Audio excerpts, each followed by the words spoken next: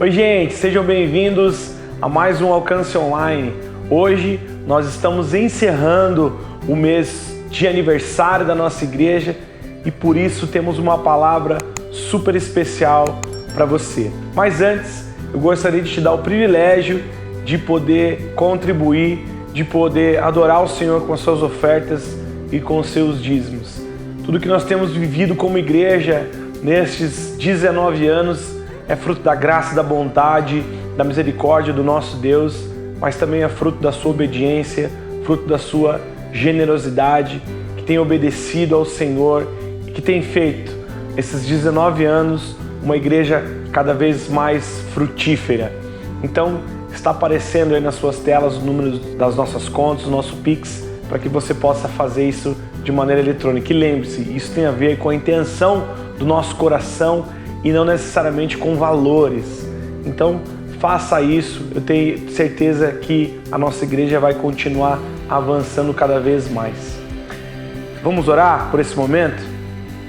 Pai, eu quero te agradecer por estarmos juntos mais uma vez de maneira online. Eu oro para que essa noite essa palavra encontre corações que têm fome do Senhor e que a nossa fé possa ser edificada através dessa ministração. Eu abençoo as ofertas, consagramos a Ti todas as ofertas, os dízimos, as primícias, que tudo seja para a honra, glória e louvor do Teu nome, Jesus. Amém. A nossa palavra hoje é super especial. Nós vamos relembrar o pastor Luciano Subirá, que esteve conosco aqui há algum tempo, trazendo uma ministração maravilhosa. Eu tenho certeza que vai abençoar a sua vida. Deus abençoe e até uma próxima.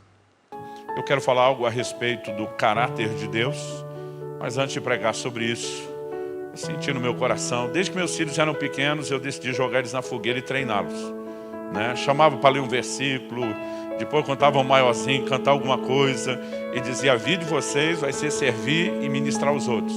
Às vezes a gente faz isso porque sente de Deus, às vezes eu faço só porque eu gosto de ver meus filhos mesmo fluindo no que Deus deu, né? Hoje eu realmente senti isso no coração.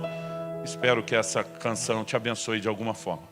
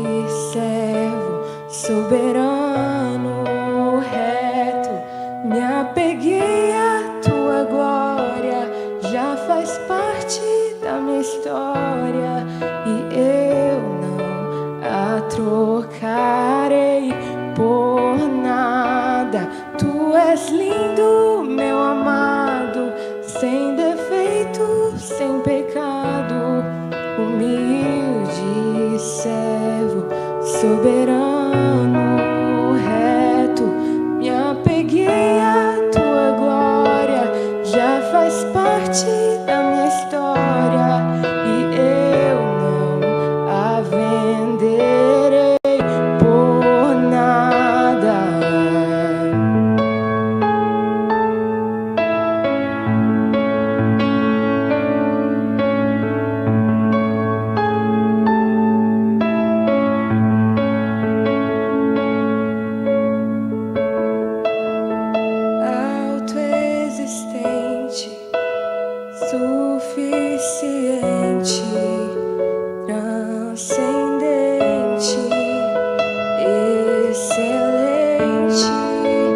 onipotente, onipresente, onisciente, surpreendente, amoroso, misericordioso, bondoso e majestoso, infalível, infindável, invencível, imutável.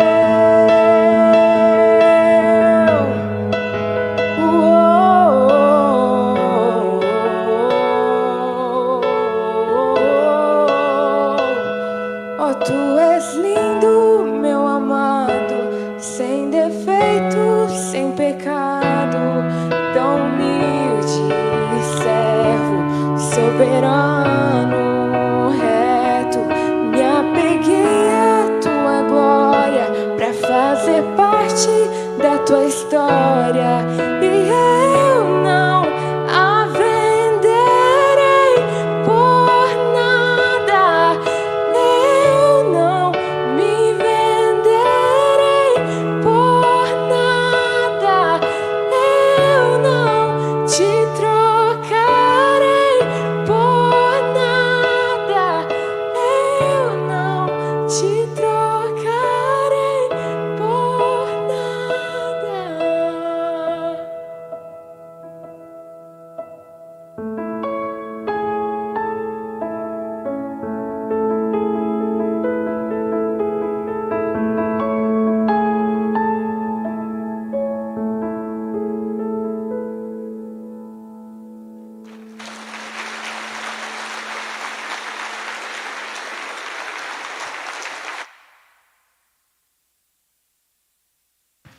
Glória a Deus. Nós tivemos em agosto, setembro, falando bastante a respeito de conhecer a Deus. Eu lembro de um dia que a Alice sentou no teclado e compôs essa canção. E aquilo mexeu muito comigo, com a Kelly. Eu só dei um pitaco. Falei, filha, dá um jeito de botar no final os atributos de Deus, né? Nós precisamos entender, vislumbrar, refletir mais em quem Ele é. E foi dentro dessa tônica, falando a respeito da importância de conhecer a Deus, que Deus me trouxe uma palavra e eu entendi, desde o dia em que eu compartilhei ela pela primeira vez lá em Curitiba, que eu deveria fazer um tour, e eu estou fazendo isso pelas alcances, compartilhando essa palavra. Então eu quero que você abra comigo em Filipenses, capítulo 1, versículo 6. Eu vou ler na Nova Almeida atualizada. E o texto sagrado diz assim: estou certo de que aquele que começou boa obra em vocês há de completá-la até o dia de Cristo Jesus. Eu vou pedir uma gentileza. Eu gostaria que nós repetíssemos juntos esse texto, mas nós vamos combinar aqui duas coisas antes de fazer essa declaração juntos. Primeiro, nós vamos mudar a declaração de Paulo, quando ele diz, estou certo que aquele que começou boa obra em vocês, nós vamos trocar o em vocês na hora de falar, por nós, né? Não estamos mudando a escritura, né? Estamos nos colocando do lado de quem recebeu a declaração e dizendo, estamos de acordo e declaramos que isso é verdade sobre nós. A segunda coisa que eu vou pedir é que, já que você está usando esse abafador de voz, chamado máscara, que você aumente uns 27% a 28% o volume da voz, para a gente compensar e fazer já bem feito na primeira, para eu não ficar te pedindo para repetir a segunda vez melhor. Temos um trato? Então diga comigo, estou certo de que aquele que começou boa obra em nós há de completá-la até o dia de Cristo Jesus. Aleluia. Bom, o apóstolo Paulo, obviamente, está escrevendo pelo Espírito Santo. 2 Timóteo 3,16 diz, toda a Escritura é inspirada por Deus. 2 de Pedro 1, 20 e 21 diz que homens santos falaram da parte de Deus, movidos pelo Espírito Santo. Romanos 15:4 diz que tudo quanto foi escrito para nosso ensino foi escrito. Então Deus não queria apenas que nós soubéssemos qual era a convicção, a certeza que Paulo carregava. Ao ser dirigido por Deus de comunicar a convicção que ele, no seu conhecimento de Deus, tinha, obviamente ele estava tentando impactar, influenciar e contagiar o coração dos irmãos da igreja de Filipos com a mesma certeza, com a mesma convicção. Eu normalmente gosto, diferente de só quando estou lendo a Bíblia, né? Quando estou num processo que eu chamo de meditação, eu gosto de pegar um texto como esse e procurar extrair aquilo que de prático Deus está tentando comunicar. E a verdade é que esse texto não exige de nós nenhum malabarismo de interpretação, né? A intenção comunicada aqui a respeito da disposição de Deus, ligada ao que Deus realmente costuma fazer, é muito clara. É a sua intenção, sua promessa, seu compromisso, a disposição de concluir aquilo que ele começou, de terminar aquilo que ele iniciou.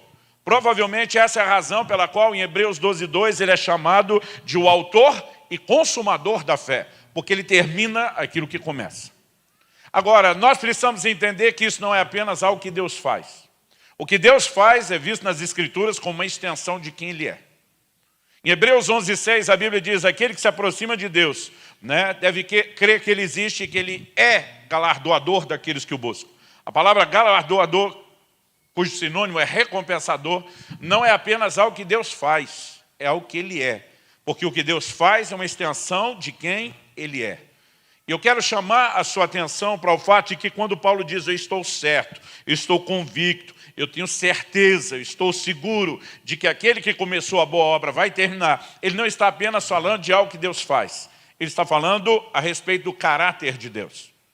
E se é um tema que eu possa dar essa mensagem hoje, é acima de qualquer suspeita. Nós precisamos entender algo que é fundamental no relacionamento com Deus, que é um nível profundo de confiança, né? De plena confiança em quem Deus é.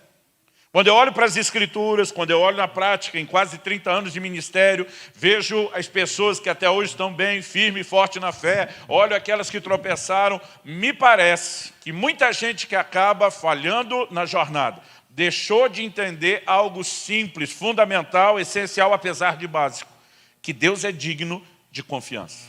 Ele é fidedigno. E eu gostaria de tomar esse texto aqui, não só como ponto de partida da nossa reflexão hoje, mas que ele também fosse o trilho de toda a nossa conversa. E para comunicar aquilo que Deus colocou no meu coração, eu vou construir isso em cima de 3 pilares bem distintos. O primeiro deles, nós vamos dar uma olhada para a Velha Aliança, para a nação de Israel do Antigo Testamento, e vamos considerar vários exemplos que Deus proveu para que servissem de advertência e exemplo para mim e para você.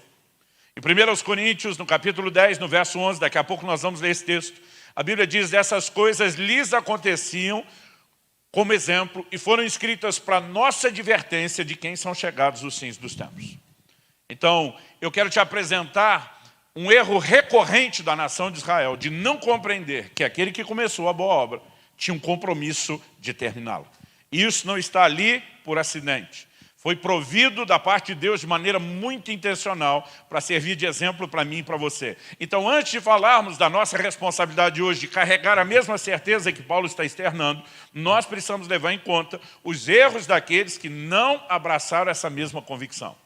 Depois, em segundo lugar, o segundo pilar, eu quero falar a respeito não só da parte de Deus, mas da nossa. Ou que a gente poderia chamar de o outro lado da moeda, os dois lados da moeda. Porque quando a gente diz aquele que começou a obra vai terminar, só esse texto, sozinho, fora do contexto geral da Escritura, pode sugerir uma unilateralidade na ação de Deus, que é só Ele que faz tudo, Ele começa, Ele termina, é só com Ele a coisa. E na verdade, eu quero te mostrar que não. A Bíblia fala tanto da parte de Deus como da nossa. E o que Deus está tentando nos mostrar é que da parte dele não existe o menor perigo do processo falhar. A Bíblia diz que Ele é fiel, mesmo quando nós não somos. Agora, isso não significa que então nós não precisamos ser fiéis, já que Ele vai ser. O que eu quero te mostrar é que nossa infidelidade nos impede de desfrutar da fidelidade imutável de Deus. Então, ainda que Ele permaneça fiel, mesmo que nós não somos, nós seremos, obviamente, afetados pela infidelidade. Então nós precisamos entender a certeza do que ele faz, entender a nossa responsabilidade de agir de forma correta. Então, em terceiro e último lugar, o meu terceiro pilar no qual nós vamos construir aqui a lógica, é trabalhar o significado do que é confiar em Deus. E por mais simples que a palavra possa parecer, muitas vezes a gente não tem entendido isso de uma maneira bem prática. Então, com esses três aspectos, eu acredito que nós vamos conseguir meio que juntar, né, as ideias dentro de um trilho e enfatizar essa disposição de Deus de concluir aquilo que Ele começou. Então, em primeiro lugar, para falar desses exemplos, eu gostaria que você me acompanhasse, abrindo a Bíblia em 1 Coríntios, no capítulo 10, nós vamos inicialmente ler do versículo 1 até o 6. Mas eu vou pedir que você deixe esse texto marcado, né, ou a Bíblia aberta, porque daqui a pouquinho, no segundo tópico, eu vou voltar no mesmo texto para continuar a leitura de onde paramos. Agora vamos ler do 1 ao 6, daqui a pouco nós vamos ler do versículo 7 em diante.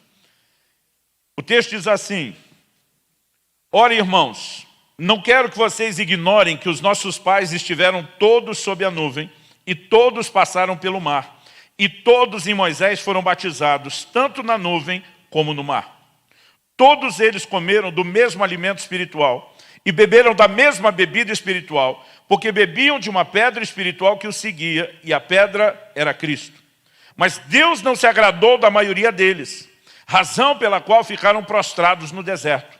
Ora, essas coisas se tornaram exemplos para nós, a fim de que não cobicemos as coisas más como eles cobiçaram. Antes de mais nada, vamos ter em mente que o apóstolo Paulo está escrevendo para o povo da nova aliança, mas ele faz menção do povo de Deus da antiga aliança. Ele está escrevendo para gentios convertidos. Corinto era uma cidade da Grécia. Os gentios eram todos os outros não-judeus, o resto do mundo. Mas ele está fazendo menção da história de Israel do Antigo Testamento. E ele tenta criar uma conexão. A maneira como Paulo escreve não é para sugerir, olha, aquele povo viveu uma outra época, debaixo de outra aliança, não tem nada a ver com a gente, não. A forma como Paulo escreve é justamente para enfatizar o contrário. Ele diz, vocês não podem ignorar algo. E aí ele começa dizendo, nossos pais estiveram todos sob a nuvem e todos passaram pelo mar. Quando ele fala da nuvem, ele está fazendo menção do fato de que quando eles saem do Egito, Deus os guia no deserto, liderando-os por uma nuvem que ia à frente deles, uma coluna de nuvem durante o dia, que se tornava uma coluna de fogo durante a noite. E ao fazer menção da nuvem e depois da passagem dele pelo mar, ele diz no verso 2, todos em Moisés foram batizados, tanto na nuvem como no mar. É lógico que não houve um batismo literal na nuvem e no mar, mas ele toma isso como algo simbólico das nossas experiências do batismo nas águas e no Espírito Santo na nova aliança. Ou seja, ele está dizendo, apesar de viver em um outro tempo e uma outra aliança, as figuras foram todas projetadas pensando na gente, naquilo que nós vamos viver hoje. Depois, ele continua o paralelo e diz no verso 3, todos comeram do mesmo alimento espiritual e beberam da mesma bebida espiritual. Quando ele está falando do alimento espiritual, é uma alusão ao maná. O maná, de acordo com o próprio Jesus, citando o livro de Deuteronômio, ele procedia da boca de Deus. Era uma manifestação sobrenatural. No entanto, chegava de forma materializada para eles. Mas Jesus, na tentação do deserto, ele toma esse texto, ele faz uma aplicação em relação à palavra de Deus. Nem só de pão viverá o homem, mas de toda a palavra que sai da boca de Deus. Então Paulo está dizendo, o maná que eles comiam simboliza o alimento espiritual, a palavra que está à nossa disposição. E diz, eles beberam de uma bebida espiritual. Ele diz, beberam de uma pedra espiritual que os acompanhava e a pedra era Cristo.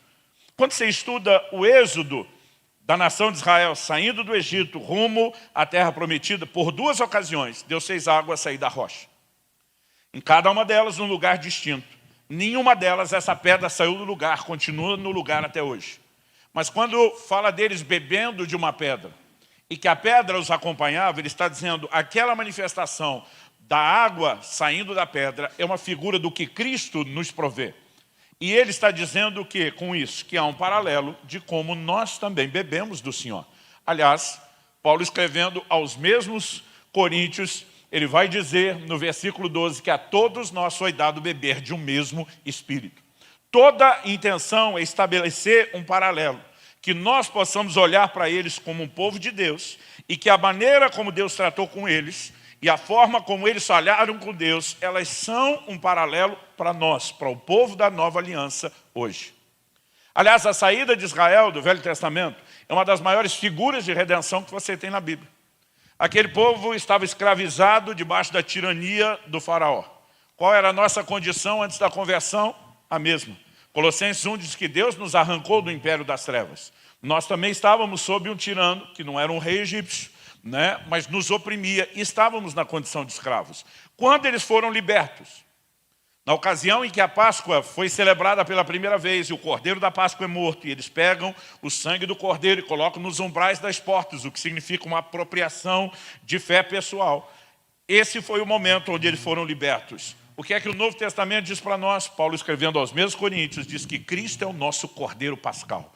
Ou seja, Cristo está para nós, como o cordeiro da Páscoa estava para eles. Como eles foram libertos com a morte daquele cordeiro, nós somos libertos com a morte de Jesus, para quem João Batista aponta o dedo e diz, esse é o cordeiro de Deus que tira o pecado do mundo.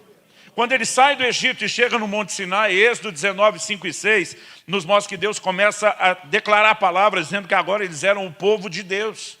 As mesmas palavras são repetidas sobre nós, o povo da nova aliança. Em 1 de Pedro 2,9, quando Deus diz, vós sois nação santa, geração eleita, sacerdócio real, povo de propriedade exclusiva de Deus, Pedro está repetindo as mesmas palavras de Êxodo 19, 5 e 6. Então esse paralelo precisa nos comunicar algo.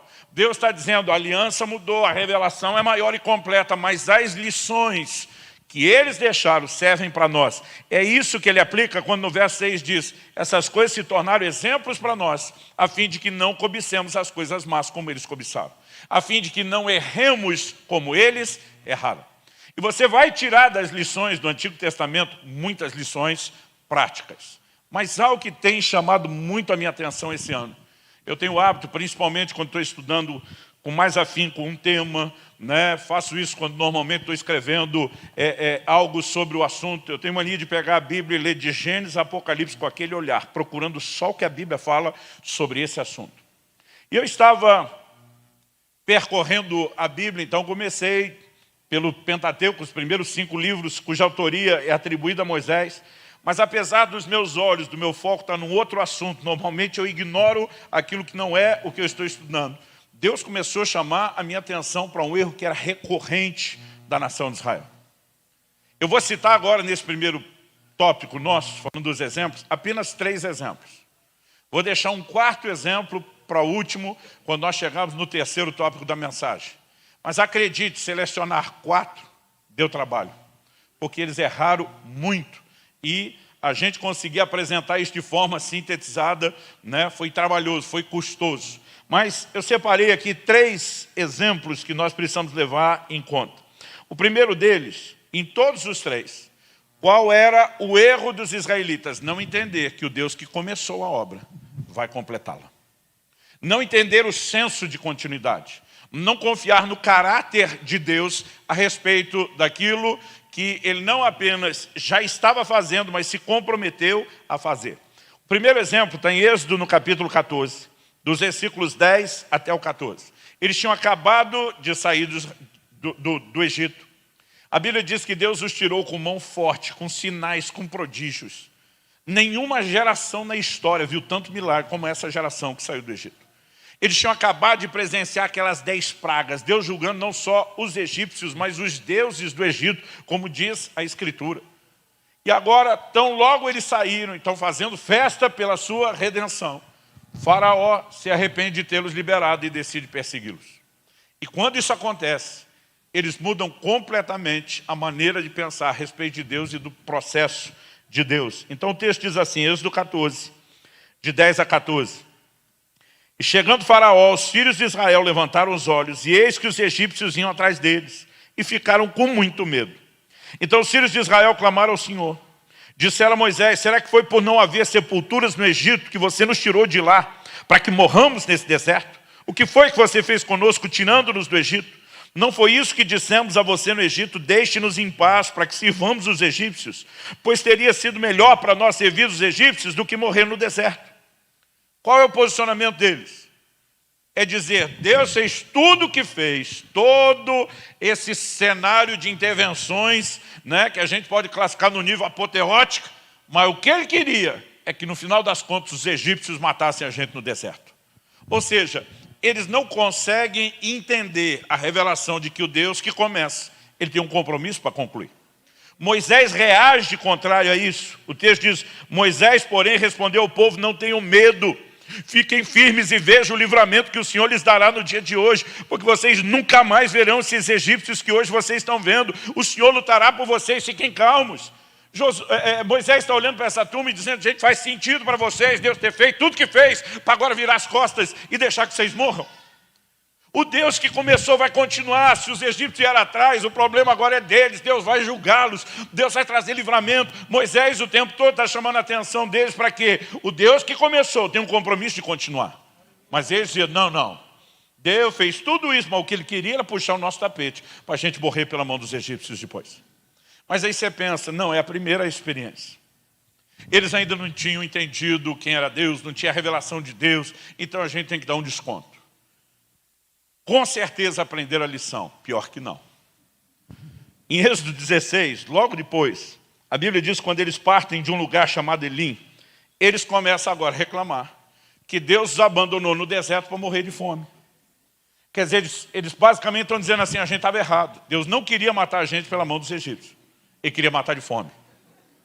Mas o estava errado é só a maneira como Deus ia se livrar deles. Eles continuavam acreditando que Deus não tinha o compromisso de continuar o que começou. Olha o que diz Êxodo 16, versos 3 e 4. Os filhos de Israel disseram a Moisés e Arão: quem nos dera tivéssemos morrido pela mão do Senhor na terra do Egito, quando estávamos sentados junto às panelas de carne e comíamos pão à vontade. Pois vocês nos trouxeram esse deserto a fim de matarem de fome toda essa multidão. Então o Senhor disse a Moisés: eis que farei chover do céu pão para vocês. O povo sairá e recolherá diariamente a porção para cada dia. Deus disse para Moisés, é lógico que eu não vou abandonar ninguém. Mas não tem comida no deserto. Deus diz, eu vou prover comida. Eu sou aquele que começou. Eu sou aquele que continua o que começou. E aí, a partir desse momento, por cerca de 40 anos, o maná vem como uma provisão diária até o dia que eles entram na terra prometida.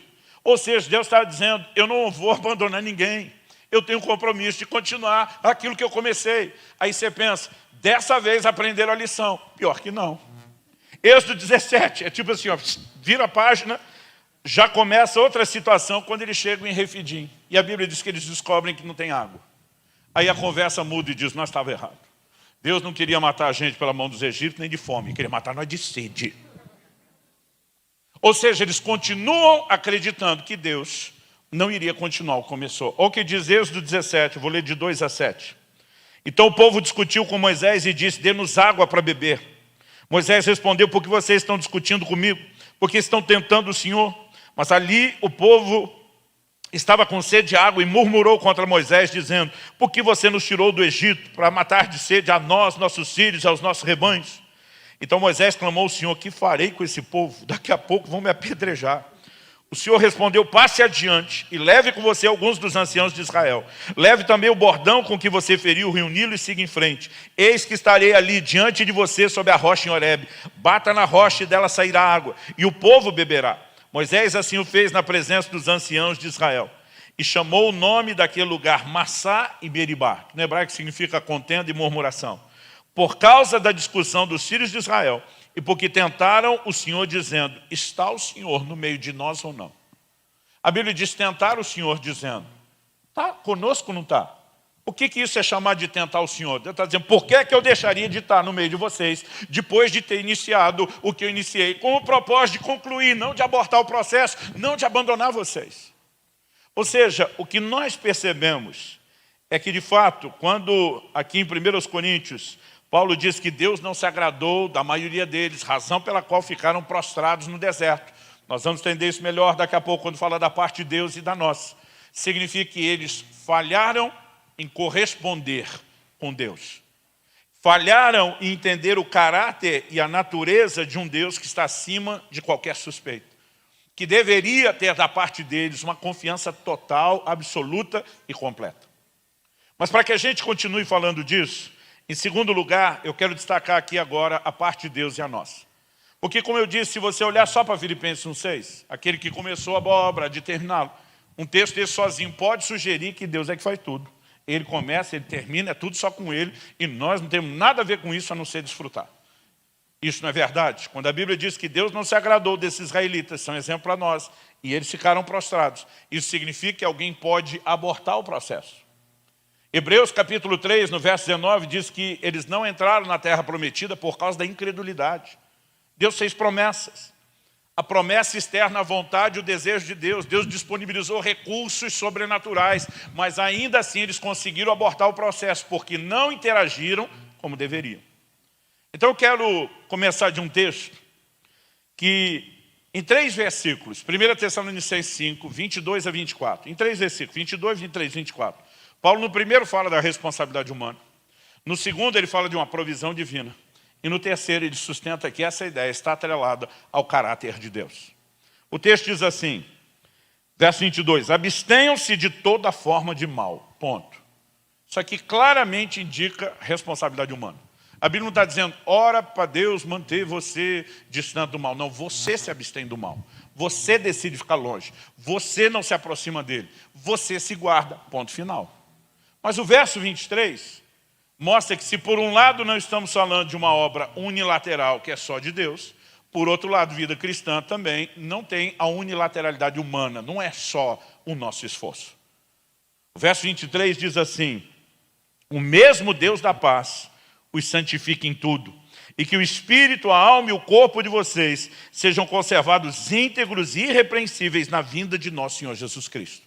Então, uma parte da santificação é minha decisão de me abster do mal. A outra é que o Deus da paz me santifica. Eu não estou sozinho no processo, mas Deus também não faz sozinho. Mas depois de juntar essas duas coisas, a parte humana e a divina, responsabilidade humana com a provisão divina, no verso 24, Paulo diz, fiel é aquele que o chama, o qual também o fará. Eu amo essa declaração. Fiel é o que o chama. Na cabeça de alguns crentes, chamado é algo que é só para o ministério. Mas se você ler o Novo Testamento com calma, você vai perceber que a expressão chamado aparece muito mais no sentido do convite à salvação do que do próprio ministério. Fiel que vos chama para servi-lo, os tira do Egito, o qual também o fará. O que é isso? Aquele que começou vai continuar. Não faz sentido Deus tirar a gente do Egito para simplesmente nos abandonar no meio do processo. E a razão dele continuar tem a ver com o caráter dele. A Bíblia está dizendo que ele é fiel. Quem está entendendo, diga amém. Agora vamos voltar no capítulo 10 de 1 Coríntios e continuar aquele texto que nós começamos. Depois de no verso 6, Paulo dizer que essas coisas servem de exemplo para a gente não cobiçar as coisas más como eles cobiçaram, ele começa a trazer a lição de aplicação prática para nós que vivemos hoje na nova aliança. Ele diz, não sejam idólatras como alguns deles foram, verso 7 de 1 Coríntios 10. Conforme está escrito, o povo assentou-se para comer e beber e levantou-se para se divertir. E não pratiquemos imoralidade como alguns deles o fizeram e caíram mortos num só dia 23.000. E não ponhamos Cristo à prova como alguns deles o fizeram e foram mortos pelas serpentes. E não fiquem murmurando como alguns deles murmuraram e foram destruídos pelo exterminador. Todas essas 4 advertências falam de responsabilidade humana. Não sejam idólatras como eles foram, não pratiquemos imoralidade, não ponhamos Cristo à prova, não fiquem murmurando, tudo responsabilidade humana. No verso 11, ele emenda o texto que eu citei antes, no início. Essas coisas aconteceram com eles para servir de exemplo e foram escritas como advertência a nós, para quem o fim dos tempos tem chegado. Depois de dizer, olha, nós temos aqui um claro exemplo que nos remete à nossa responsabilidade na qual eles foram negligentes. Ele entra no verso 12, dizendo, por isso, ou Almeida Revista Atualizada está projetada aí, diz, aquele pois. Né? Tanto a expressão por isso da Nova Almeida Atualizada que eu estou lendo, como aquele pois, mostra uma ligação entre aquilo que está sendo dito, o raciocínio que está sendo construído e a conclusão. Ou seja, em outras palavras, ele está dizendo, então, dessa maneira, por conta disso, aquele que pensa estar em pé, veja, ou tradução diz, cuide para que não caia. De quem é a responsabilidade de permanecer de pé? É nossa. Não é algo só de Deus. É lógico que existe uma provisão divina, como nós vamos ver daqui a pouco. Judas escreve e fala, ora, aquele que é poderoso para vos guardar de tropeçar. Ou seja, não é apenas uma responsabilidade humana sem a provisão divina e nem é um ato divino sem a participação humana. Mas depois de falar disso, aquele que está em pé, cuide para que não caia. No verso 13, ele começa a falar da provisão divina. E diz assim, não sobreveio a vocês nenhuma tentação que não fosse humana. Mas Deus é fiel e não permitirá que vocês sejam tentados além do que podem suportar. Pelo contrário, juntamente com a tentação, proverá livramento para que vocês a possam suportar. De novo, a fidelidade de Deus está relacionada ao quê? À continuidade da sua obra. Gente, não faz sentido Deus nos arrancar do pecado, nos limpar com o sangue de Jesus, nos dar um banho extraordinário, para depois nos deixar vendido à própria sorte, sem que a gente tenha condição de seguir vencendo o pecado daqui para frente. Então ele está dizendo para que a gente não erre, o que nós precisamos entender é o seguinte, ele diz, não vos sobreveio tentação que não fosse humana. Todo crente tem que entender isso. Porque infelizmente muito, e aqui o muito você pode botar um monte de U no meio da palavra, muito crente, acha que a tentação é algo sobrenatural. Não, pastor, é um negócio assim infernal, maligno, demoníaco. E ele acredita que a tentação é sobrenatural, mas a Bíblia está dizendo que é natural. Deus está dizendo, não veio tentação que não fosse humana, toda a tentação é humana. Um dia alguém me questionou, mas pastor, a Bíblia chama o diabo de tentador. Eu falei, é verdade, mas a mesma Bíblia em Tiago 1,14 diz que cada um de nós é tentado quando enganado e atraído pelo próprio desejo. É o nosso desejo que nos atrai. Então como é que o diabo é chamado de tentador? Ele pega o cardápio, bota debaixo do seu nariz. A provocação pode ser externa, o desejo é interno. A tentação não é um desejo externo que o diabo enfia dentro de mim e de você à força. Ele simplesmente provoca o que está dentro. Mas a Bíblia está dizendo que a tentação é humana. Agora, eu repito sempre essa frase e vou fazer questão de dizer mais uma vez. Eu digo sempre que o entendimento errado vai te levar a uma fé errada. E a fé errada vai te levar para o lugar ou para o resultado errado. O crente que acredita que a tentação é sobrenatural e o livramento é natural não vai vencer nunca essa guerra. O crente que acredita nisso está dizendo para Deus, o Senhor não tem nenhum compromisso de continuar o que começou. O Senhor pode até ter tirado a gente do Egito um dia, limpado nossos pecados, mas a verdade é que nós só estamos esperando a hora de morrer no deserto. Agora me deixe dizer o que é sobrenatural nessa história. Sobrenatural não é a tentação, sobrenatural é o livramento. A Bíblia diz, Deus proverá livramento. Aqui sim, crente, você tem algo sobrenatural. Ou seja, se você tiver um entendimento correto, ele vai gerar em você uma fé correta, que vai te levar para o lugar ou o resultado correto. Se eu entender que a tentação é natural e o livramento é sobrenatural, aí, meu amigo, eu e você temos condições de permanecermos de pé. Não só porque exercemos a nossa responsabilidade, mas porque há uma provisão a ser desfrutada. E a provisão vem de um Deus que é chamado de fiel. Ele não começou o trabalho para abortá-lo. Aquele que começou a boa obra vai continuá-la. Ele tem um compromisso, isso é a extensão de quem ele é. Aleluia! Quando nós entendemos isso, a gente começa a perceber que responsabilidade humana, provisão divina, não são elementos contraditórios, são complementares. E quando nós entendemos isso, nós começamos a ter um desenho de como Deus quer que eu e você caminhemos. Paulo falava tanto de uma coisa como de outra, seja na vida dos crentes ou na vida dele. E 2 Timóteo 4,7 ele diz, combati o bom combate, encerrei a carreira, guardei a fé. Quem combateu o combate? Deus? Não, Paulo. Quem encerrou a carreira? Deus? Não, foi Paulo. Paulo está dizendo, eu encerrei. Quem guardou a fé? O Paulo guardou a fé. Aliás, guarde a expressão, guardar a fé. Que daqui a pouco nós vamos mexer nisso e ela é importantíssima. Hoje em dia eu tenho visto um discurso de muita gente dizendo que a fé não pode, de maneira alguma, ser perdida. Então Paulo está se gloriando de guardar o quê? Mas depois eu combati o combate, eu encerrei a carreira, eu guardei a fé. Nós também vemos o mesmo Paulo dizendo em 2 Timóteo, capítulo 1, verso 12. Por isso estou sofrendo essas coisas, mas não me envergonho, porque eu sei em quem tenho crido. Estou bem certo que Ele é poderoso para guardar aquilo que me foi confiado até aquele dia. Eu amo essa frase, eu sei em quem eu tenho crido. Eu e você não cremos em algo, nós cremos em alguém. Nós não cremos numa coisa, nós cremos numa pessoa, e não é uma pessoa qualquer. É um Deus acima de qualquer suspeita, digno de toda confiança. E diz, eu sei em quem eu tenho crido. Da parte dele, não vai ter furo. Ele é poderoso para guardar o meu depósito, aquilo que me foi confiado até aquele dia. Então Paulo está dizendo, se eu fizer a minha parte, não tem perigo dele não fazer a dele. E quando nós entendemos esse desenho, eu acho que dá para a gente não só poder ser o pilar aqui, mas o que para mim é o ponto principal da mensagem. O que significa confiar em Deus?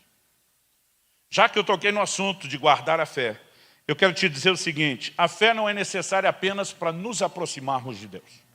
A gente sabe disso, ninguém questiona isso.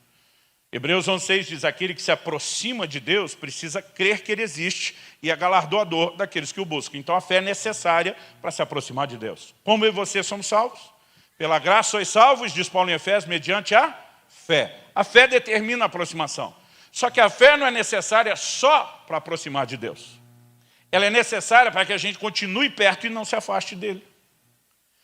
O autor de Hebreus fala disso em Hebreus no capítulo 3, no versículo 12. Eu vou ler do 12 ao 14. Ele diz, tenham cuidado, irmãos. Aqui de novo, responsabilidade humana. Tenham cuidado, irmãos, para que nenhum de vocês tenha um coração mau e descrente. Outra tradução, como Almeida Revista Atualizada, diz, para que não haja em nenhum de vós um perverso coração de incredulidade que os leve a se afastar do Deus vivo. A palavra traduzida descrente ou incredulidade, apistia no grego, fala de infidelidade, fala de falta de fé, de descrença, né? Infidelidade, incredulidade. Ou seja, ele está dizendo que se houver no cristão um coração de incredulidade, se ele começa a substituir a fé pela ausência dela, em vez de guardá-la, ele a perde, isso vai afastá-lo do Deus vivo de quem ele tinha se aproximado. Ele segue no verso 13 dizendo, pelo contrário, animem uns aos outros todos os dias durante o tempo que se chama hoje, a fim de que nenhum de vocês seja endurecido pelo engano do pecado. Animem uns aos outros todos os dias. O irmão falou, pastor, eu não entendo. A gente já vai no culto domingo e ainda tem que ter mais uma reunião na semana que é a célula. Eu falei, filho, a Bíblia manda a gente se animar uns aos outros todo dia. A questão é que a gente não precisa fazer isso só com reunião. Mas nós precisamos proteger e guardar a fé. A razão pela qual muitos sucumbem é porque eles não entendem a importância a ponto de zelar por ela, de investir nela, de proteger essa fé. Olha o que diz o verso 14. Ele diz, porque temos nos tornado participantes de Cristo. Mas você não vai ver o autor dizendo, e se uma vez salvo, salvo para sempre, esculhando, faça o que quiser. Ele diz, temos nos tornado participantes de Cristo se, e aqui vem o condicional, se de fato guardarmos firme até o fim a confiança que desde o princípio tivemos. Então eu sou participante de Cristo, sou como? Eu cheguei pela fé. Mas para que eu siga participando, eu tenho que guardar até o fim a mesma confiança que eu manifestei desde o princípio. Guardar a fé é uma das maiores responsabilidades que eu e você temos. Substitua fé por confiança, confiança por fé. Nós estamos falando a respeito de um sinônimo. E o que é que a gente aprende olhando esses exemplos negativos dos israelitas? Que eles agiram justamente de forma contrária. Eu prometi falar de 3 exemplos lá no primeiro ponto e de um último agora nesse terceiro. E eu quero ler Deuteronômio capítulo 1, dos versos 26 a 32. A palavra Deuteronômio significa segunda lei ou repetição da lei. O que de mais importante tinha sido dito nos primeiros livros do Pentateuco é repetido em Deuteronômio. E os highlights, os melhores e piores momentos do êxodo de Israel do Egito à terra prometida. Já no capítulo 1, Moisés começa a falar de como eles não obedeceram à ordem de Deus de entrar na terra prometida quando chegaram no limiar. 10 daqueles 12 espias voltam com um relatório pesado e eles derreteram, diz a Bíblia, o coração do povo, desanimaram o coração do povo. E eles tiveram um posicionamento contrário. Moisés está falando desse momento e diz assim, Deuteronômio 1, eu vou ler a partir do verso 26. Porém vocês não quiseram ir era para conquistar a terra, mas foram rebeldes à ordem do Senhor seu Deus. Qual foi o problema deles aqui? Rebeldia, guarde isso. Vocês foram rebeldes. Depois o texto continua e diz, ficaram murmurando em suas tendas. Qual o segundo problema aqui? Murmuração. Ficaram murmurando em suas tendas e disseram, o Senhor está com ódio de nós. E por isso nos tirou da terra do Egito para nos entregar nas mãos dos amorreus e nos destruir. Gente, de novo, a mesma desculpa, só com outra roupagem e outra maquiagem. Não, a gente estava errado. Deus não nos tirou do Egito para nos fazer morrer pela mão dos egípcios no deserto. Deus não nos tirou do Egito para nos matar de fome. Deus não nos tirou do Egito para matar de sede. A gente estava enganado. Ele queria puxar o tapete do outro jeito. Ele queria nos fazer perecer pela mão dos amorreus. O plano dele era deixar a gente chegar na cara do gol. Ficar cheio de expectativa e aí dar o tombo na gente. E a frase deles aqui agora é, o Senhor está com ódio de nós. Gente, as declarações de Deus para esse povo é, o Senhor, Moisés fala da parte de Deus, o Senhor se afeiçoou a vocês. São declarações do amor, de um Deus que diz para a nação de Israel, com amor eterno eu te amei, com benignidade eu te atraí, mas de alguma forma, esses camaradas tratavam Deus como se fosse um bipolar. Não, ele acordou um dia nos amando, decidiu nos tirar do Egito, fez essas coisas maravilhosas, mas no outro dia ele acordou resmungando, hoje é dia de maldade. O que eu posso fazer para azarar a vida dessa turma que creu em mim? Mudei de ideia, não amo mais ninguém, estou aborrecido, estou para o crime hoje.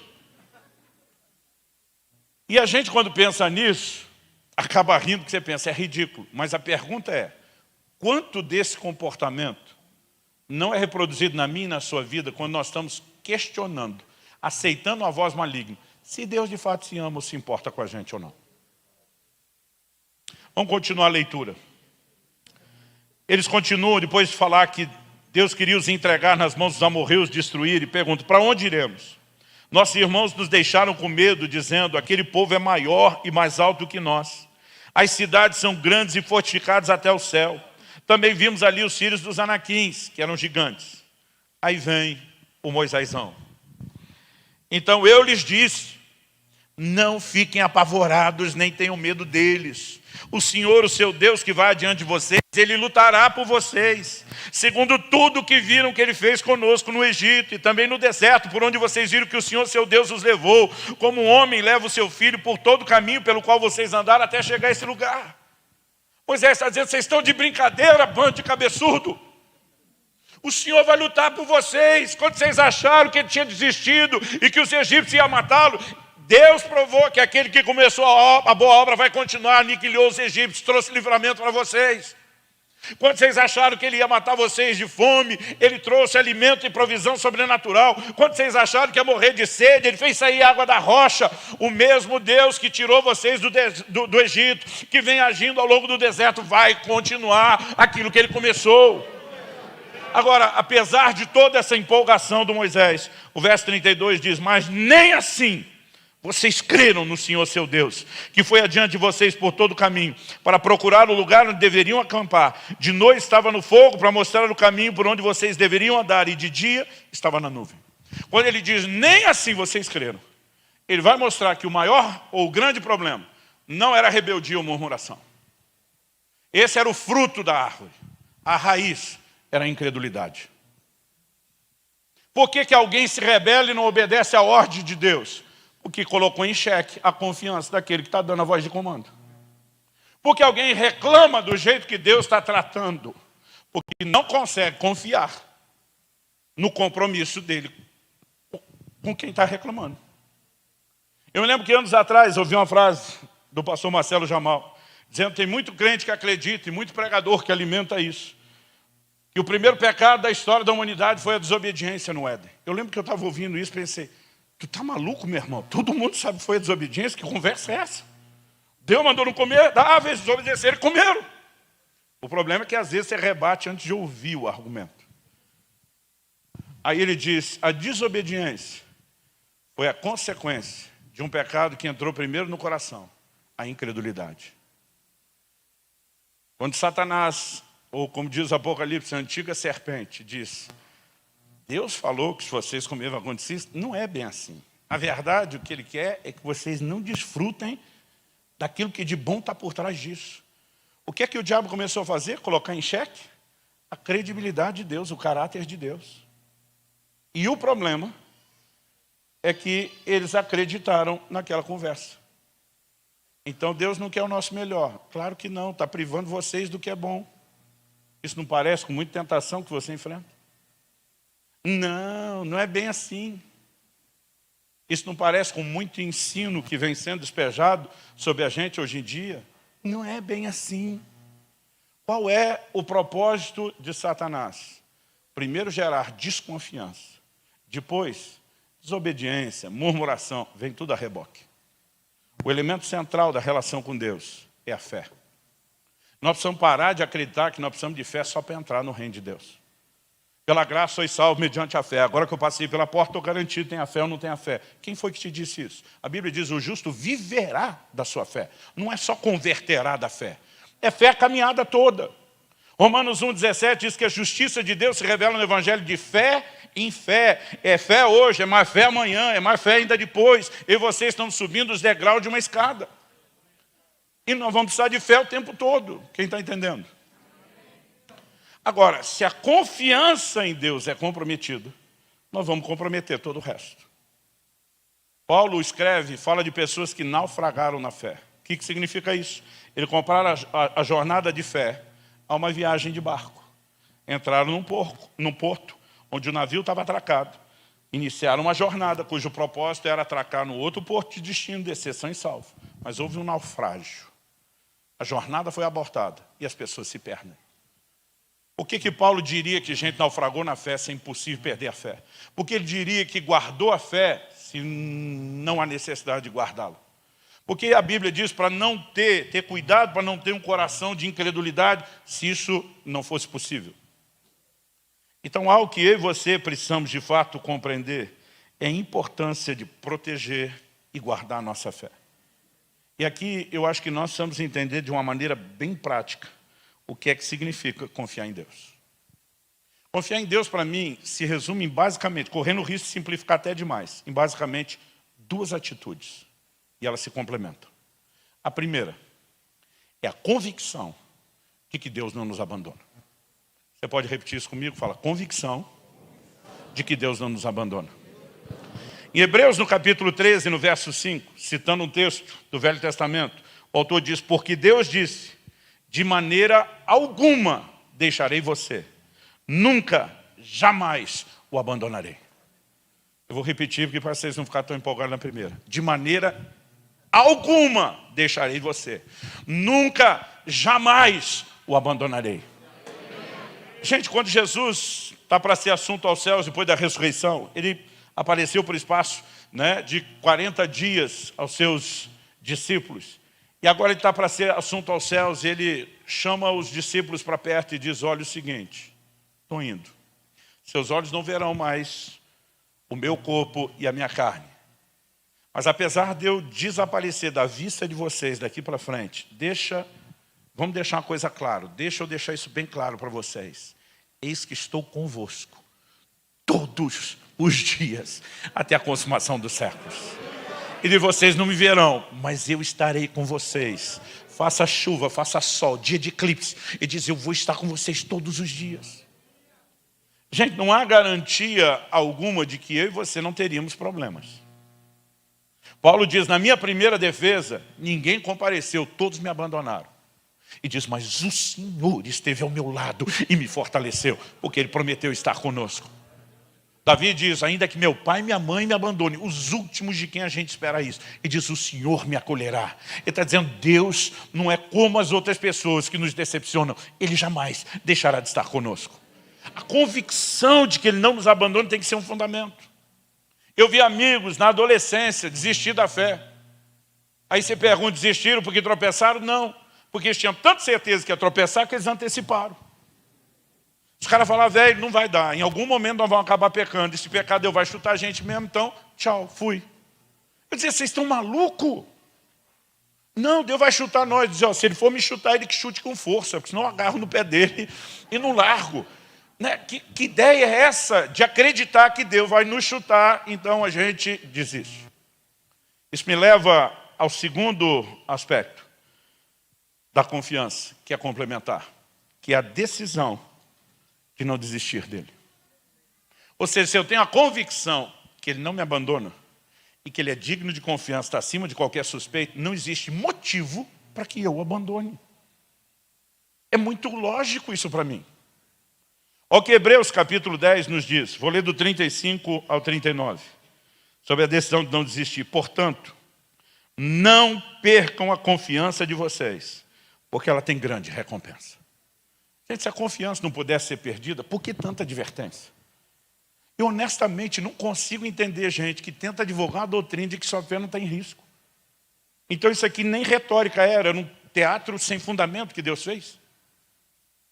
Só quando Ele diz para não perder a confiança, Ele tenta colocar os nossos olhos no lugar certo, porque ela tem uma grande recompensa. Deus está dizendo, não seja inconsequente. Aliás, é isso que Hebreus 12 diz quando fala de Esaú.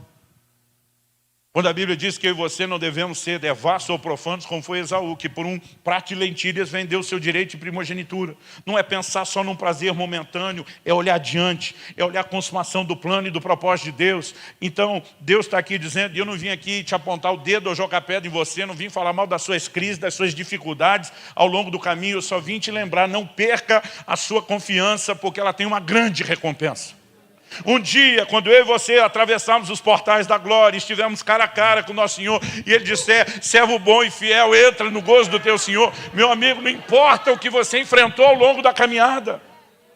Eu não sei como vai ser aquele momento, mas eu me reservo o direito de ficar imaginando. E eu imagino que a hora que eu botar o pé do lado de dentro, entrei, eu acho que eu vou olhar para trás com desdém.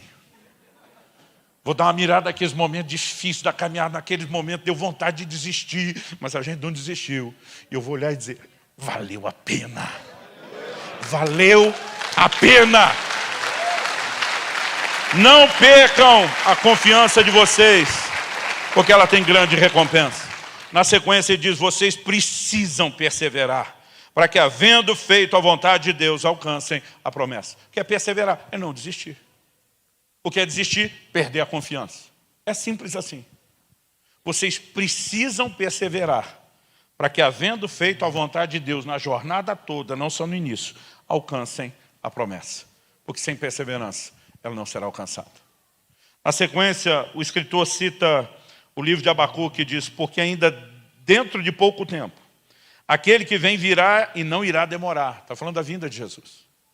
E ele afirma, mas o meu justo viverá pela fé. E se retroceder, dele a minha alma não se agradará. Nós, porém, não somos dos que retrocedem para a perdição. Nós somos da fé para a preservação da alma. Sabe, eu não estou aqui dizendo que eu e você não seremos pressionados e tentados a desistir. Estou aqui dizendo que nós temos que resistir a essa pressão e essa tentação. E há formas de você fazer isso. Quando Moisés fala em Deuteronômio 1 para aquele povo, o Senhor lutará por vocês, segundo tudo que você viu, que Ele fez conosco, vocês viram que Ele fez conosco no Egito, e também ao longo do caminho do deserto, Ele está dando uma dica. Que em momentos onde eu e você começamos a ser enganados pelo sentimento de que talvez Ele não esteja presente, ou interessado, ou amando, ou cuidando, comprometeu, é bom lembrar o histórico dele ao longo da caminhada. Jeremias diz em Lamentações, no capítulo 3, quero trazer à memória aquilo que me dá esperança. E tem coisas que eu e você, de tempos em tempos, precisamos recordar e lembrar. Eu me lembro de um dia que eu estava assim, desanimado, abatido. Estava chateado com a situação que estava enfrentando, estava demorando, aquilo não mudava, eu não via resposta às orações. Eu estava começando a achar que de vez em quando a gente quer ensinar Deus como ser Deus. Eu estava com vontade de falar umas verdades para Ele, como que Ele deveria ser Deus, que Ele não estava sendo direito. Eu estava por crime. Aí encontrei um irmão, sabe daqueles aleluiado, empolgado. Pastor, glória a Deus, que Deus me permitiu te encontrar. Eu estou pensando, hoje não, me deixa em paz. Falei, pedi tanto a Deus uma oportunidade de te encontrar. Eu preciso te fazer umas perguntas. Eu falei, vamos começar com uma. Aí ele olha para mim e fala assim, fulano me disse, o senhor contou um testemunho de que Deus fez isso, isso e isso. É verdade? Eu falei, é verdade. Ele falou, o senhor se importaria de dar os detalhes? E eu que não estou empolgado, falei, foi isso que eu fiz uma história resumida. Quem me conhece sabe que a minha dificuldade é não dar detalhes. Mas eu estava tão desanimado, eu contei. Ele falou, não, pastor. Vamos assim, em partes. Isso aqui como foi? E ele me fez contar. E eu pensando, se eu fizer isso, eu me livro dele. E aí essa parte, e aí eu comecei a dar detalhes. Yes. Quando finalmente terminei toda aquela história, não vi a hora de ir embora, ele falou, mais uma pergunta? Ele falou, e essa outra história que eu vi, é verdade ou é lenda urbana? Porque tem umas coisas que a turma conta que eu contei, e falei, eu nunca contei isso. Se a cada conta aumenta um ponto. Eu falei, não, isso é verdade, esse final está meio estranho. O senhor pode me contar? E eu estou dentro de mim, seja crente, seja educado. E aí eu comecei a contar, mas a hora que eu comecei a dar os detalhes da segunda história, a minha cabeça, a minha mente, o meu foco saiu do lugar de desânimo. Eu comecei a lembrar o Deus que me tirou do Egito. Eu comecei a lembrar o que Ele fez ao longo do caminho do deserto. E quando eu termino essa história, eu estou empolgado, cara. Eu falei, quer ouvir outra? Fosse o senhor tem tempo, eu falei, não tinha antes, agora tenho. Eu queria era falar daquilo, porque no final quem estava aleluiado era eu. Meu querido, eu e você precisamos entender quem Deus é ao longo da história. O que Ele tem feito conosco, o que Ele prometeu.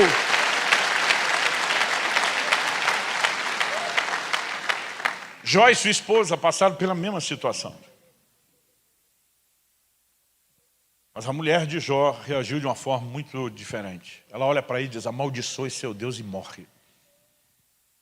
Ela disse, ele não está fazendo o que a gente quer, ele não parece estar cuidando da gente. Nós também não queremos saber dele. Se ele virou as costas, vire as costas também. Jó fala para sua esposa o que muito marido já quis falar para a sua. Você fala como uma louca. E ele afirma, eu sei. E esse eu sei, gente, é a convicção que eu e você temos que carregar.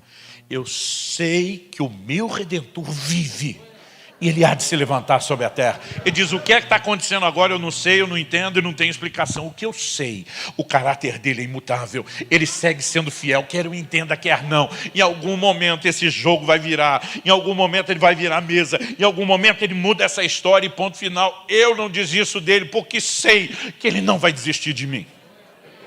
Então a confiança se complementa com o entendimento de que ele não desiste de nós. E portanto nós não temos motivo para desistir dele. Simples assim. Deu para entender? Quase que eu falei, o que é que eu desenho?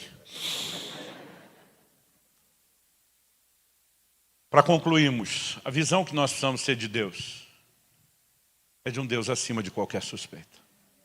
Não há razão para desconfiarmos dele.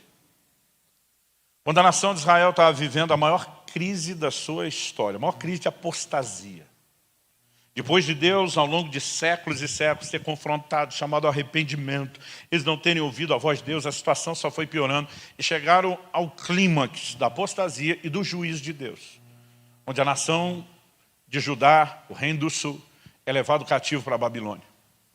Quando eles estão na Babilônia, o comportamento deles é de quem diz mais ou menos assim, agora lascou tudo de vez. Acabou-se a nossa esperança, eram declarações deles. E eles começam agora a falar do que eles acham que Deus pensa sobre eles. Nessa hora Deus levanta o profeta Jeremias, que no capítulo 29, no versículo 11, traz um recado dos céus dizendo, ei, eu é que sei os pensamentos que eu tenho acerca de vós. Deus está dizendo, você acha que sabe o que é que eu penso? Sabe de nada, inocente. Quem sabe sou eu. E já que você não entende o que eu sei, deixa eu te explicar o que eu sei. O que é que eu penso de vocês? Eu é que sei, os pensamentos que eu tenho acerca de vós são planos de bem e não de mal, para vos dar um futuro e uma esperança. Deus está dizendo, no auge da apostasia de vocês, se houver arrependimento, eu permaneço fiel. Eu estou aguardando vocês para restaurá-los e para terminar aquilo que eu comecei, porque eu não desisto. Deus está dizendo, então mude o que vocês estão pensando a meu respeito. Eu quero que vocês se coloquem em pé. E antes de nós orarmos, eu quero que você me dê mais 1 ou 2 minutos para citar um texto bíblico que me ajuda desde a minha adolescência.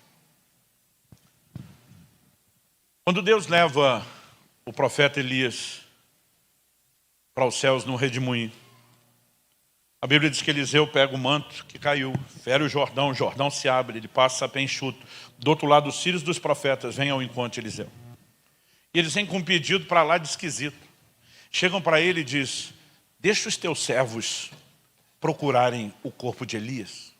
Pode ser que Deus o tenha jogado numa montanha ou num vale. O Eliseu olha para aqueles caras e diz, vocês estão malucos? Esquece isso. A Bíblia diz que eles insistem. Eliseu insiste, deixa disso. A Bíblia diz que apertaram tanto com Eliseu que ele diz, vai. Vão. Depois de 3 dias, com 50 homens fazendo uma busca incessante, eles voltam e dizem, não achamos nada. O Eliseu olha para eles e faz o papel da mulher no casamento. Eu não vos disse? Todo marido aqui sabe que se não houve o conselho da esposa, uma grande probabilidade da história terminar com ela dizendo, eu falei. Às vezes nem fala sem falar. Aí mesmo ela não abrindo a boca, a voz está lá dentro. Eu falei. Qual era o dilema de Eliseu e esse grupo? Imagina Eliseu dizendo, quem vocês acham que Deus é? Vocês acham que Deus ia fazer essa retirada apoteótica que fez com o cara? Para jogar o corpo dele fora no caminho. Como alguém que toma água num copo descartável de plástico e joga fora. Vocês estão malucos? De achar que o Deus que quer descartar ia fazer toda essa cena primeiro para jogar fora depois? Aquele que começou, termina o que começou. Muitas vezes o diabo vai dizer para você, vai te jogar no monte, vai te jogar no vale. Você fala, mentira, o único rejeitado nessa história é você, miserável. Eu não. Nosso coração precisa confiar. Talvez hoje você precise olhar para a história. Anos atrás, eu já contei isso aqui antes. Deus me deu uma direção, foi difícil para mim, mas eu joguei duro com meu filho. Eu obriguei ele a um jejum compulsório de 3 dias, porque ele gastou o dinheiro dele antes do mês terminar. Era parte de um tratamento rigoroso que eu estava tendo com ele, preparando ele para o casamento. E a gente não conversou sobre o assunto. Quase 2 anos depois ele liga, me agradeceu o que eu fiz, o que ele aprendeu, o que ele tinha crescido. E eu me toquei e falei, cara, nós nunca falamos sobre isso. Eu perguntei para ele, quais foram os seus sentimentos aquela vez que eu me recusei a mandar o dinheiro até fechar o prazo dos 3 dias. Ele me ligou e falou, pai, não dá para adiantar o dinheiro? Eu falei, não dá não. Ele falou, não tem dinheiro? Eu falei, não, o dinheiro está na conta, mas nós temos um trato. Você tinha cuidado do seu orçamento. Ele falou, pai, você não está entendendo a gravidade. Eu falei, me explica. Ele falou, não tenho o que comer. Eu não tomei café da manhã hoje, eu não almocei, já estava me ligando à tarde. Ele falou, não tenho que comer esses 3 dias. Eu falei, filho, é uma sexta-feira, não é? Ele falou, é. Eu falei, já foi sua aula de manhã? Ele falou, sim. Eu falei, faz o seguinte, jejua. Ele falou, pai, você está de brincadeira? Eu falei, não estou não, eu não vou te mandar o dinheiro. Eu falei para você que eu não ia amolecer para você. E o Espírito Santo falou para mim, se socorrer na primeira, vai folgar todo mês. E naquela hora, ele realmente entendeu que o negócio era sério. Jejuou os 3 dias, já tinha feito 2 jejuns desse antes, não tinha morrido. Sabia que ia ficar tudo bem. Lógico que não falei nada para dona Kelly. Esperei os 3 dias passar para depois dizer, seu filho é uma benção. Ela, e não é. Eu falei, sério, tá sabendo que o menino fez outro jejum 3 dias? Ela falou, não. Ela, glória a Deus. Eu fui dando a notícia aos poucos. Mas quando Israel ligou para me agradecer, eu falei, filho, qual foi o sentimento? Você ficou com raiva? Ele falou, raiva é muito forte, pai. Eu fiquei indignado. Falei, tenta descrever o sentimento. Falou, o sentimento era mais ou menos assim, que tipo de pai deixa o filho passar fome? Eu falei, você não pensa que tipo de filho não ouviu o conselho do pai? Agora precisa... Ele falou, não, me fiz de vítima. Eu falei, como que você lidou com o sentimento? Ele falou, pai, o Espírito Santo é incrível. Para que aquele sentimento começou a me perturbar, algo dentro de mim dizia, lembre quem tem sido seu pai em toda a história da sua caminhada. Ele falou, pai, eu não tenho motivo para duvidar de você ou colocar em xeque seu caráter. O Senhor me amou e cuidou de mim a vida inteira, investiu em mim, me ensinou o melhor. Ele falou, o que eu tenho claro do Senhor é isso. Nesse momento que eu não entendia por que você estava fazendo o que estava fazendo, eu escolhi te dar o benefício da dúvida. E dizer, ele sabe alguma coisa que eu não sei. Talvez daqui a pouco eu vá, como ele está dizendo, um dia você vai me entender e me agradecer. Ele falou, eu me fiei nisso. Enquanto nós tínhamos essa conversa, o Espírito Santo falou comigo, eu quero que você comece a falar sobre isso com os meus filhos. Quando eles não entenderem o que eu estou fazendo no momento, peçam para eles olharem o meu histórico e não se esquecerem do meu compromisso de seguir fazendo aquilo que eu fiz até hoje. Não perca a sua confiança. Ela tem uma grande recompensa. Vamos guardar firme até o fim a confiança que desde o princípio tivemos. E se não for pedir muito, quero que você termine repetindo mais uma vez comigo. Diga: eu estou certo de que aquele que começou a boa obra em mim há de completá-la até o dia de Cristo Jesus. Você pode dar ao Senhor um forte aplauso. Te louvamos, Senhor. Começa a falar com Deus. Talvez você esteja vivendo um momento difícil e Deus te trouxe a esse lugar para te fortalecer, não apenas com encorajamento, através do que você ouviu. Eu creio que o Espírito Santo, que é chamado de o Espírito da fé, ele está soprando vida nesse lugar hoje. E não só nesse lugar.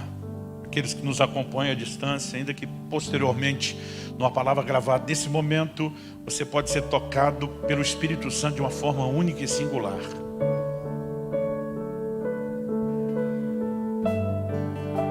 Talvez você precise reconhecer e dizer: Senhor, em alguns momentos tem sido difícil para mim não questionar, mas eu escolho guardar confiança, eu escolho perseverar. Confiar é uma escolha, mas ela precisa de um fundamento, e o fundamento é o caráter de um Deus que está acima de qualquer suspeita. Acima de qualquer suspeita. Ele é digno de confiança e Ele termina aquilo que começou. Talvez seja um bom momento para você orar e dizer: Senhor, eu não quero fazer a minha parte sem considerar a sua, e que o Senhor não me deixou sozinho na história.